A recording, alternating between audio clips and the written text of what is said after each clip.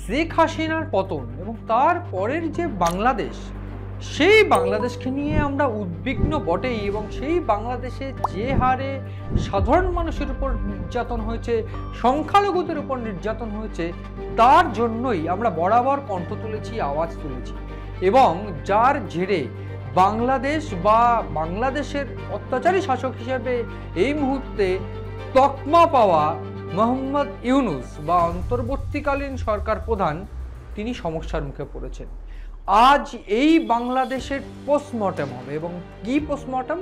প্রাথমিকভাবে বিভিন্ন ক্ষেত্রে আমরা দেখতে পেয়েছি ভারত বিরোধিতা করতে গিয়ে বাংলাদেশ একেবারে লাস্ট স্টেপ অবধি গ্রহণ করেছে। এবং সেই যে বাংলাদেশের পদক্ষেপ বা অন্যান্য ক্ষেত্রে সাম্প্রতিক সময়কালে চিত্র যদি দেখা যায়, সেক্ষেত্রে দেখা যাবে বাংলাদেশে হাসিনা সরকার বা ইউনূস সরকার বা অন্যান্য ক্ষেত্রে বিএনপি বা হোয়াটএভার ইট ইজ, যেই ক্ষমতায় আসুক, ভারত চায় সুষ্ঠুভাবে নির্বাচন হয়ে কোনো সরকার ক্ষমতায় আসুক। ঠিক এই বার্তা বিক্রম মিস্ত্রি বা ভারতের বিদেশ সচিব বা বিদেশ মন্ত্রকের তরফ থেকে একাধিকবার দেওয়া হয়েছে। ঠিক সেই প্রসঙ্গে ভারতের বিদেশ মন্ত্রকের যে মন্তব্য, সেই মন্তব্যকে অযৌক্তিক বলে এক প্রকার দাগিয়ে দিয়ে মোহাম্মদ ইউনূস তিনি কমেন্ট করছেন ভারতের সাংবাদিকরা বা ভারতের সংবাদ মাধ্যম ভুয়ো খবর পরিবেশন করে।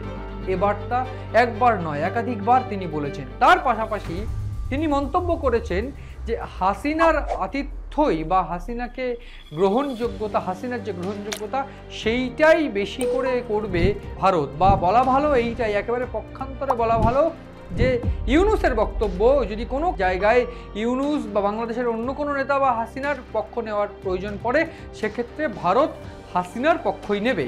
এই যে মন্তব্য, সেই মন্তব্য এবং ভারতের সংবাদ মাধ্যমকে ভুয়ো বলার যে প্লট, অর্থাৎ বিভিন্ন ক্ষেত্রে ভারতের সংবাদ মাধ্যম বা আমরা মূলত বারবার করে আওয়াজ তুলেছি যে সংখ্যালঘু নির্যাতনের উপরে, সেই সমস্ত খবরই নাকি মিথ্যে বা ভুয়ো।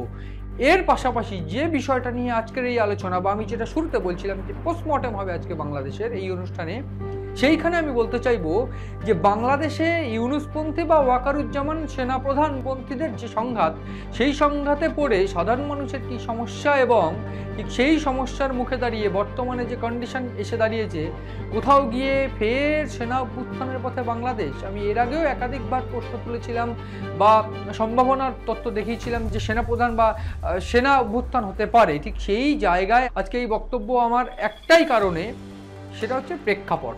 প্রাথমিকভাবে এই প্রেক্ষাপটে যে চিত্রগুলো উঠে আসছে, তার যে প্রেক্ষাপটগুলো একেবারে বিশ্লেষণ করতে গেলে আমি ধাপে ধাপে এগোতে চাইবো। এবং সেই ধাপগুলোর প্রথম ধাপ হবে ইউনূসের মিথ্যাচার। এবং এই ইউনূসের যে মিথ্যাচার, সেইটা কিন্তু একেবারে প্রমাণিত। গোটা বিশ্বজুড়ে ইউনূসকে আমরা দেখেছি এর আগে যে হিউম্যান রাইটসের যে কমিশন বা রাষ্ট্রসংঘের যে কমিশন, তারা কিন্তু এই হিউম্যান রাইটস ভায়োলেশনের জন্য গত এক বছরে বারবার করে সংখ্যালঘুদের উপর নির্যাতন, শুধু সংখ্যালঘু নয় মুসলিমদের উপরও নির্যাতন, গরিবদের উপর নির্যাতনের জন্য অত্যাচারী শাসক হিসাবে দাগিয়ে দেওয়ার যে তকমা বা যে তকমা দাগিয়ে দেওয়ার যে প্রসেস, সেটা ইতিমধ্যে চালু করেছে রাষ্ট্রসংঘের তরফ থেকে। এবং ঠিক সেই জন্য মোহাম্মদ ইউনূসকে এইবার ভারতের বিরুদ্ধে বল খেলতে হচ্ছে। এবং ভারতের বিরুদ্ধে খেলার অর্থ নিজের গতি ধরে রাখতে সাধারণ মানুষকে উস্কানো। এটাও কিন্তু বিশেষজ্ঞ মহলের একেবারে বুঝতে অসুবিধা হচ্ছে না যে কোনোভাবে ইউনূস তার গতি ধরে রাখতে চাইছে, এবং সেই গতি ধরে রাখতে গিয়ে তার যে একমাত্র উপায়,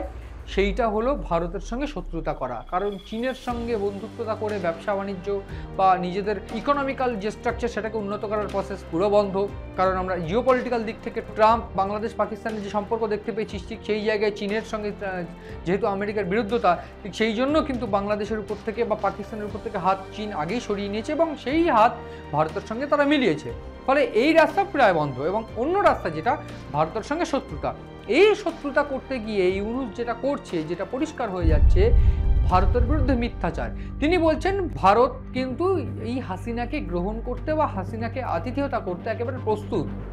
তাই যদি হয়, সেক্ষেত্রে ভারতের এ ক্ষমতাটুকু আছে যে ইউনূসকে সরিয়ে দিয়ে ট্যাকটিক্যাল মুভমেন্ট করে কোনোভাবে হাসিনাকে বসানোর। এবং তিনি এই অভিযোগও করছেন যে হাসিনাকে একদল বাংলাদেশে ফিরিয়ে ক্ষমতায় বসাতে চাইছে। এবং প্রশ্ন উঠছে, তবে কি তিনি ভয় পাচ্ছেন? হাসিনা ফিরছে বা হাসিনা ফিরবে, এই যে স্লোগান বা এই আওয়াজ বা এই যে পক্ষান্তরে এই যে বিষয়টা, সেটা কিন্তু গোটা বাংলাদেশ জুড়ে এইবার রব উঠতে শুরু করেছে। এবং এই যে হাসিনা ফিরছে রব, সেইটা একদিক থেকে বাংলাদেশের এই অন্তর্বর্তী সরকার প্রধানকে কুড়ে কুড়ে খাচ্ছে, অন্যদিকে ভারত ভয়।